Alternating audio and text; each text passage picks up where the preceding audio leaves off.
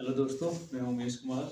जैसा कि आप जानते हो कि जो हमारा चैनल है वो क्लास 9th और 10th के लिए डेडिकेटेड है और अदर भी चीज़ें हमारे चैनल पे भी बताई जाती हैं, जैसे कुछ मोटिवेशनल वीडियोस हो गई, कुछ स्ट्रेटजीज हो गई। ठीक है, मैं अपने बारे में थोड़ा इंट्रोडक्शन दे देता हूँ। मैं हूँ उमेश कुमार, जो कि क्लास 9 और 10th को मैथ्स पढ़ाता हूँ, साइंस भी पढ़ाता हूँ और कुछ स्टडीज़ लेके आता हूँ चैनल पे, ताकि जो बच्चे हैं उनकी हेल्प हो सके। ठीक है, इस वीडियो आज मैं टॉपिक लेके आया हूँ कि जो अभी रिसेंटली देहरादून में एक्सीडेंट हुआ है, उसमें हमें क्या सीख मिली है उससे हमें, है ना? इसमें मैं आज टॉपिक लेके आया हूँ।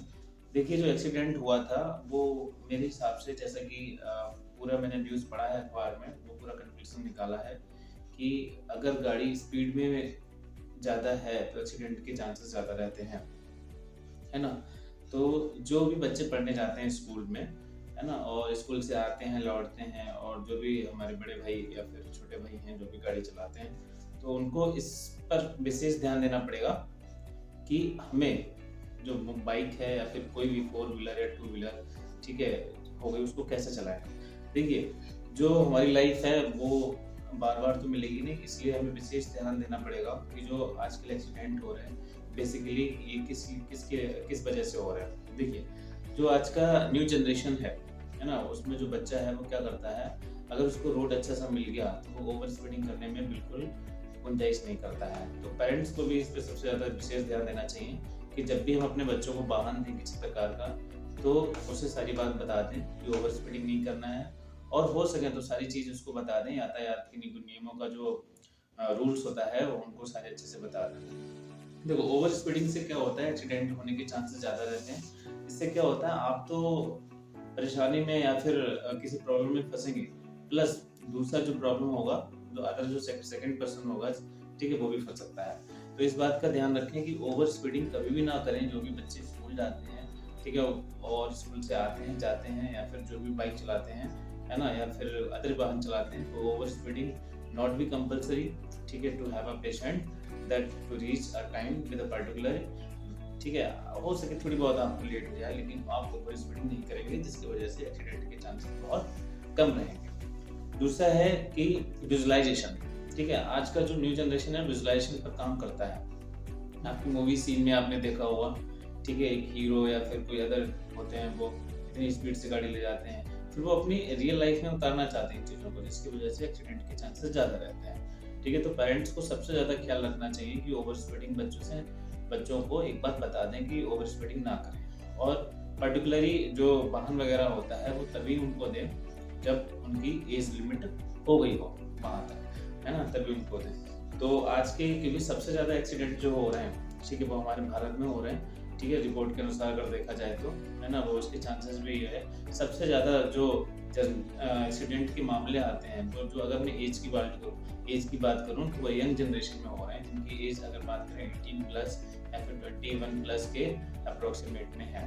ठीक है, तो इसको बचने के लिए आप बहुत सावधानियां बरतनी चाहिए। अगर कोई आपको ओवरटेक कर रहा है तो सबसे पहले उसको ओवरटेक करने दीजिए, और बड़ी आराम से अपने वाहन को क्रॉस क्रॉस करिए, सब चारों ओर देख के, ताकि एक्सीडेंट के चांसेस ना ना बने।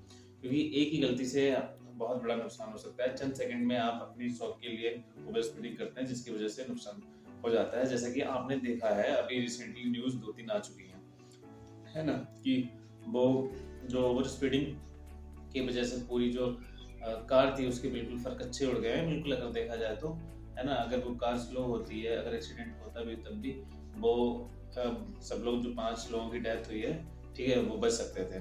तो इससे मैसेज हम अपने यंग जनरेशन को यही बताना चाहेंगे कि ओवर स्पीडिंग ना करें, और कोशिश करें कि ज़्यादा से ज़्यादा जो चीज़ें हैं, है ना, उन पे बिल्कुल ध्यान दें, जो नियम हैं उन पे ध्यान दें, और ओवर स्पीडिंग से बच सकते हैं। ठीक है, थ्री मोस्ट फैक्टर इसका ये है एक्सीडेंट का, कि अल्कोहल, जो ड्रिंकिंग वगैरह लोग करते हैं। ठीक है, जो देखो, स्टूडेंट ड्रिंकिंग तो मेरे हिसाब से तो करते हैं, मानता हूँ, लेकिन कुछ ऐसे बच्चे वो भी नहीं करते हैं। ठीक है, तो ड्रिंकिंग करके बिल्कुल भी ना करें, क्योंकि ये सबसे मोस्ट डेंजरस पार्ट होता है फॉर ड्राइविंग का, जिसकी वजह से हमारा जो माइंड सेट होता है, ठीक है, वो स्टेबल नहीं रह पाता है, जिसकी वजह से अनस्टेबल हो जाता है।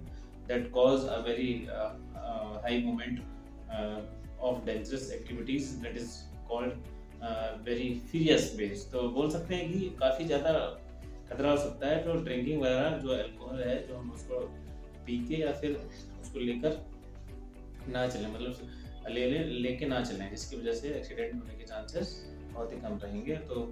तो मैं यही बताना चाहूँगा कि प्लीज़ ठीक है, अपने आप को कंट्रोल करिए और हो सके यातायात नियमों का पालन करिए, जिसकी वजह से आप अपने आप को सेफ एंड सिक्योर करें। ठीक है, तो बस यही मैं मैसेज देना चाहूँगा कि प्लीज़ सेफली ड्राइव करिए। और क्योंकि वाहन बहुत हो गए हैं, एक्सीडेंट के चांसेस ज़्यादा रहते हैं। अगर आप सही हैं तो सामने वाला अगर है तो उससे भी नुकसान हो सकता है, तो उससे भी सतर्क रहिए।